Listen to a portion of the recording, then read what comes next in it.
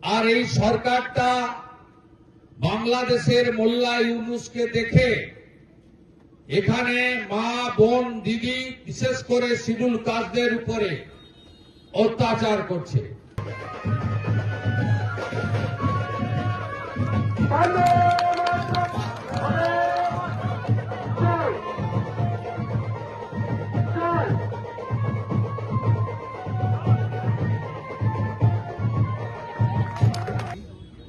কিছু জিহাদি জঙ্গি মৌলবাদী রাত্রি 12:30টার সময় ঢুকে হিন্দু মা বোন দিদিদের উপরে অত্যাচার করেছে।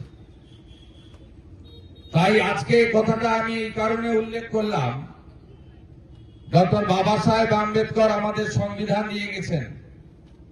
সেই সংবিধানে যে আমরা ভোটাধিকার পেয়েছি, বাক স্বাধীনতা, রাজনৈতিক স্বাধীনতা, ধর্মীয় স্বাধীনতা পেয়েছি, সেখানে বিশেষভাবে তফসিলি জাতি অর্থাৎ শিডিউল কাস্ট, তফসিলি উপজাতি অর্থাৎ শিডিউল ট্রাইব এবং বিশেষ করে নারী এবং শিশুদের জন্য সেখানে আলাদা করে বলা আছে তাদেরকে রাষ্ট্র নিরাপত্তা দেবে। আজকে স্বাধীনতার এতদিন পরে সাধারণতন্ত্র দিবসে দাঁড়িয়ে এই পবিত্র মেদিনীপুরের মাটিতে তাম্রলিপ্ত জাতীয় সরকার যেখানে তৈরি হয়েছিল, স্বাধীনতা আন্দোলনের পূর্ণভূমি নন্দীগ্রামে, আমি দাঁড়িয়ে আজকে বলতে বাধ্য হচ্ছি যে পশ্চিমবঙ্গের পুলিশে জামাতিকরণ হয়েছে। আর এই সরকারটা বাংলাদেশের মোল্লা ইউনুসকে দেখে এখানে মা বোন দিদি বিশেষ করে শিডিউল কাস্টদের উপরে অত্যাচার করছে। শীত দিনের বেলা না থাকলেও রাতে থাকে শীত, শীত পুরোটা যায়নি, ভোরে শীত অনুভূত হয়। রাত্রি 12:30টার সময় এই এখানে 9টা খুনের মামলার আসামি কাজাহার, তার নেতৃত্বে 12টা বাইক ঢুকে এই মহিলাদের উপরে অত্যাচার করেছে। তাই আমি যেমন জাতীয় পতাকা তুলবো আজকে, সে কাজ আমি করেছি।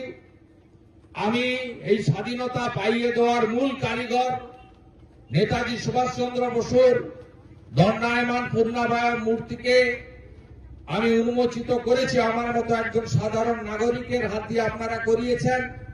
সাথে সাথে আমার আক্রান্ত তফসিলি মায়েদের কাছেও যাওয়াটা আজকে প্রজাতন্ত্র দিবসে সবচেয়ে গুরুত্বপূর্ণ।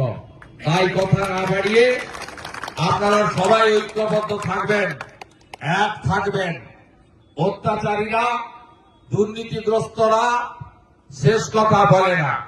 এই ভারতের নাম শুধু ইন্ডিয়া নয়, তাই এই হিন্দুস্তানে হিন্দুদেরকে সুরক্ষিত রাখার কাজ, মা বোন দিদি শিশুদের সুরক্ষিত রাখার কাজ আমরাই করব। সবাই ভালো থাকবেন।